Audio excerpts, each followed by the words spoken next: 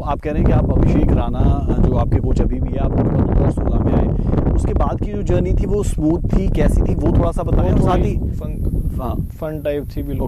Okay हाँ, कि like just enjoy करके अपना घर पे आ जाता था। मतलब आप सीख भी रहे थे और फन भी पूरा कर रहे थे, और सीरियस भी नहीं था बट रिजल्ट भी मिल रहा था। ओके, ये चीज़ थी।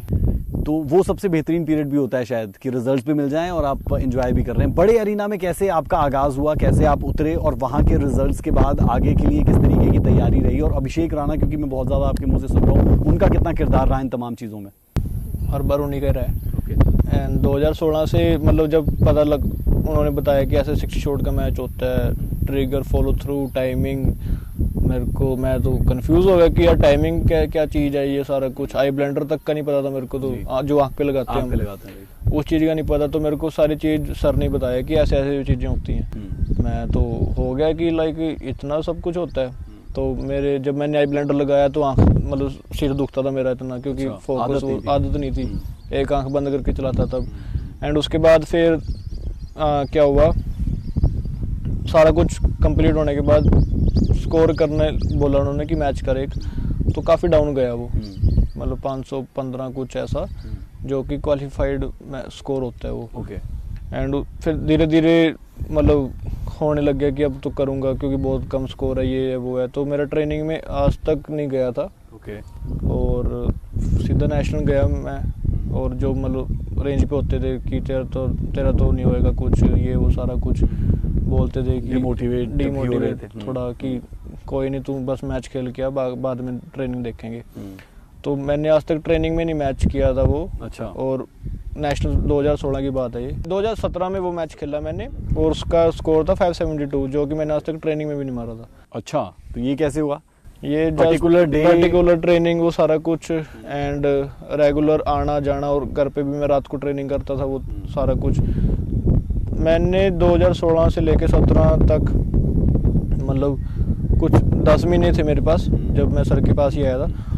और तब मैं इतना कर दिया था कि लाइक करना है, 560 तक आ गया था, 560 से ऊपर कभी स्कोर नहीं गया था मेरा ट्रेनिंग में। ओके। तो वो सीधा मैच में जाके लगा, वो भी कंसिस्टेंटली सीरीज थी सारी, 96 96 96 96, लास्ट 93 की थी।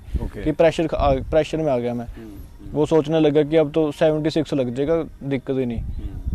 वो चीज़ फिर 572 लगा जाके, तो मैं खुश था काफ़ी। तो मेरे को फाइनल्स का नहीं पता कि कैसे होते हैं।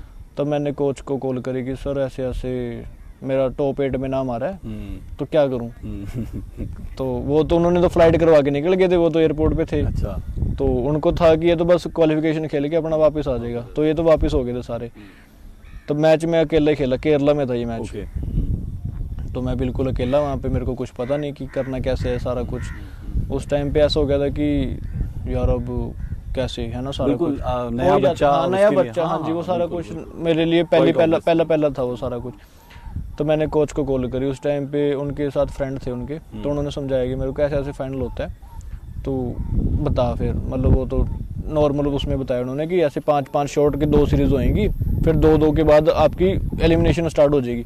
तो पहला मेरा जूनियर का फाइनल था, उसमें मैं 6ठे नंबर पे निकल गया, और यूथ का फिर फाइनल था, वो उसमें मैं 3rd आया। ओके। वो मेरा लाइफ का पहला मेडल था। अच्छा। मतलब वैसे मेडल आते रहते थे, शूटिंग का मेरा पहला था कि जिससे मैंने प्रॉपर वो करी। उस मेडल के बाद मेरे को इतनी ज़्यादा मोटिवेशन हुई कि मेरे को अब इसको कर ही देना है, कि क्लियर अब इसी में जाना है, बस इसी को पॉलिश करना है, इसको वो करना है सारा कुछ, इसी को ही। मतलब जैसे कि बोलते हैं ना कि मैंने पढ़ाई भी छोड़ दी थी, करता था बस जितनी लगन से उस चीज़ को करता था, मैंने उतना कभी नहीं किया। फिर 18 की बात, 18 में मैं जूनियर का सिल्वर मेडल लिया, यूथ का गोल्ड। फिर 19 में मैं जूनियर का गोल्ड लिया, सीनियर का सिल्वर, और यूथ का अपना गोल्ड अगेन। हाँ जी, mix team gold again, team gold हो गया। मतलब 6-7 मेडल थे एक ही नेशनल में। फिर 19 में मेरा फर्स्ट इंटरनेशनल मेडल था, वर्ल्ड कप। ओके। सूल, जर्मनी। और फिर उसके बाद Asian air gun shooting championship. तो उस टाइम के अगर मैं स्ट्रगल की बात करूं, 2018 और 17 काफ़ी स्ट्रगल एंड फन भी किया हमने। मतलब मैं यहाँ से घर से बस में जाता था, और वहाँ पे मतलब जब भी संडे होता था तो मैं 8-9 बजे पहुँच जाता था वहाँ पे। अच्छा। और उसके बाद शाम को 6 बजे आता था वापस। कि मेरा होमवर्क जो स्कूल का होमवर्क होता था वो भी मैं रात को ही करता था, जब भी मेरे को टाइम मिलता, नहीं तो छोड़ देता था, गाली खा लेता था मैम से। अच्छा, ऐसा था। फिर एंड उस मोमेंट में अगर स्कूल टाइम की बात करूँ तो जब भी मतलब मंडे को जैसे स्कूल हुआ मेरा, तो सुबह 7 बजे जाता था मैं, और रात को मतलब नहीं, दोपहर को 2 बजे छुट्टी होती थी स्कूल से, तो फिर 1 घंटे का लंच का टाइम मिलता था मेरे को। तो लंच के बाद मैं सीधा फिर बस पकड़ के रेंज पे, तो मैं रात को 8 बजे आता था। तो कभी घर वाले इस पूरे प्रोसेस में कहते नहीं थे कि नहीं बेटा ठीक है, मेडल तो ठीक है, लेकिन पढ़ाई की तरफ भी ध्यान रखो? हाँ, बोलते तो मतलब होता ही है बच्चे, मतलब पापा फैमिली को तो होता ही है कि यार कुछ कर ले, अपनी थोड़ा अपना स्टैंड अप कर ले अपने उस चीज़ को। बट मेरे दिमाग में था कि मैंने शूटिंग में ही कुछ करके दिखाना है। एंड फिर धीरे धीरे मैं अपना चलता चला गया, बिल्कुल ही स्कूल ख़त्म हो गया मेरा, है ना, तो कॉलेज उस टाइम पे, और कॉलेज के टाइम पे मैं बिल्कुल ही फ्री हो गया डीएवी कॉलेज की तरफ से, क्योंकि उनकी तरफ से बहुत ज़्यादा सपोर्ट है, बहुत हमेशा ही रहता है, हमेशा ही रहता है। जितने भी एथलीट्स रहे हैं उनकी तरफ से बहुत ज़्यादा सपोर्ट रहा है कि मतलब अटेंडेंस की दिक्कत नहीं कोई। उस टाइम पे 2019 में 2019 में मैं इतनी ज़्यादा फोकस के साथ करी shooting. Asian airgun shooting championship, world cup और नेशनल, तीनों के गोल्ड थे उस टाइम पे। और फिर कोविड आ गया 2020, फिर उसके में मैंने मतलब मेरे को पता नहीं था कि मतलब अब कोविड के टाइम पे ट्रेनिंग कैसे करनी, तो मैं घर पे ट्रेनिंग करता था, ऐसी 3 घंटे ट्रेनिंग करता था, फिर बाकी। तो यहाँ पर आप कैसे मैनेज करते थे शूटिंग रेंज और वो सारी चीज़ें, किस तरीके से करते थे? मेरे पास शूज़ ले ली थी मैंने तब। अच्छा। सर की रेंज थी अम्बाड़ा वाली, तो वहाँ से लेन उतार के मैंने घर पे लगाई थी। हॉल में। हॉल काफ़ी मतलब ज़्यादा स्पेस है, तो मैं 3-4 घंटे लगाता था, बाकी की मैं दोस्तों के साथ गेम खेलता था फ़ोन पे। पबजी थी तब तो उस टाइम पे। तो मतलब काफ़ी इंजॉयमेंट किया उस मोमेंट भी। कोविड के टाइम पे ऐसे नहीं फील हुआ कि लाइक अब तेरी ट्रेनिंग ख़राब हो रही है, वो सारा कुछ, वो पीरियड भी काफ़ी इंजॉय किया मैंने।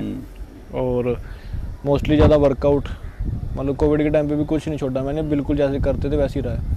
और जिस जगह पर हमें यहाँ पर अगर कोविड भी हो तो शायद वो भी पहुँचेगा नहीं क्योंकि बहुत फ्रेश एयर और बिल्कुल गांव का वातावरण है। क्योंकि ये तो आपके मेडल्स की जर्नी रही।